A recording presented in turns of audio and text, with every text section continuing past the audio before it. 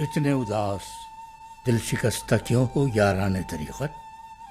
ہم نے فصل کاٹی ہے یا پھر کھیتوں سے گندم کاٹنے کے ساتھ ساتھ اپنے حوصلے بھی کاٹ دیے؟ گندم کی کٹائی کے بعد اسے چھان پھٹک کر چھکڑے پر لادا جاتا ہے، پھر چکی پر لے جا کر آٹا بناتے ہیں، اسے پھر گوندھ کر پیڑے بناتے ہیں اور پھر اس پیڑے کو بیل کر تندور میں لگا کر پکاتے ہیں، تب تیار ہوتی ہے روٹی۔ گندم سے روٹی تک کے سفر میں بہت سی مشکلات آتی ہیں، کئی مرحلوں سے گزرنا پڑتا ہے۔ کیا یہ ممکن ہے کہ گندم کی چکی میں پسے بغیر، گوندھنے کی مار سہے بغیر اور آگ میں جلے بغیر روٹی بن جائے؟ تو سوچو آسان ہوگا آدمی بننا؟ کہتے ہیں گندم اس عالم وجود میں انسان سے سب سے قریب شے ہے۔ یہی سبب ہے کہ گندم کو کہتے ہیں آدمیت، یعنی آدم کی ایک تمثیل ہے یہ۔ اب دیکھو کٹائی کا وقت ہے یہ، اور میں بے سر و پا باتیں لے بیٹھا۔ چلو پھر گندم کی حکایت ابتدا سے انتہا تک سناتا ہوں، تاکہ آپ سب لوگ بھی جان لیں۔ کسی شے کو اگانے کے لیے اسے بونا ضروری ہوتا ہے، یعنی ہر شے ایک تخم سے شروع ہوتی ہے۔ باقی باتیں الگ مسئلہ ہیں۔ تخم میں سے کچھ سوکھ جاتے ہیں، کچھ پھوٹ نکلتے ہیں،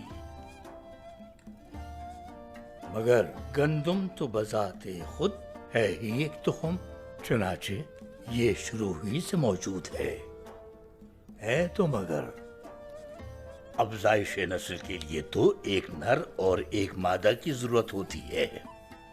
اگر دانہ گندم کو دو حصوں میں توڑا جائے تو سمجھو ایک طرف آدم، ایک طرف حوا، اور سیانے کہتے ہیں کہ گندم کا راز اس کے شکم میں ہوتا ہے۔ آخر وہ عظیم ترین راز کیا ہے؟ وحدت۔ عظیم اس لیے کہ سب سے خالص، سب سے واضح اور سب سے یکتا، کسی بھی آمیزش سے پاک۔ ہم تو پڑھے لکھے ہیں نہیں، یعنی ہیں بالکل جاہل، مگر سوچو یہ کیسے ہوتا ہوگا؟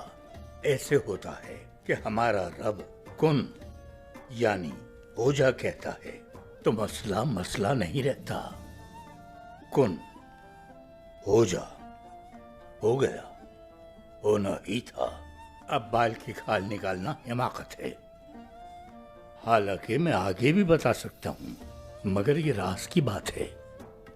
حق سے ناواقفوں پر راز کھولنا خود ان کے ساتھ ناانصافی ہوگی۔ کیا کہتے تھے ہمارے پرکھے؟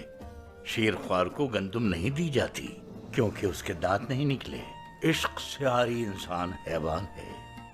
چنانچہ جب گندم کو عین درمیان سے دو حصوں میں تقسیم کرنے والا الف زمین پر گرتا ہے تو عظیم فصل بن جاتا ہے۔ یہ باتیں تمہیں کتابوں میں نہیں ملیں گی یاران طریقت، مگر یہ نہ سمجھ لینا کہ ہمیں کوئی معرفت وغیرہ حاصل ہے۔ جاننے والے بتاتے نہیں، بتانے والے جانتے نہیں۔ اچھا یہ تو بتاؤ، سوچ سمجھ کر کیا سیکھا اس قصے سے ہم نے؟ کیوں بھائی، سبق نہ ہو تو قصہ بے معنی، سوائے بیکار باتوں کے کچھ بھی تو نہیں۔ میں بتاتا ہوں چلو خود ہی، تاکہ سب کی سمجھ میں آئے۔ گندم سے بنتی ہے روٹی، نفس کی تسکین کرنے والی، نفس کی آرزوؤں کی عکاس ہے یہ گندم۔ کوئی بھی ہو، نفس کی آرزوؤں تمناؤں کا تابع ہو کر اپنی اصل حقیقت بھلا بیٹھتا ہے، جنت سے نکال دیا جاتا ہے۔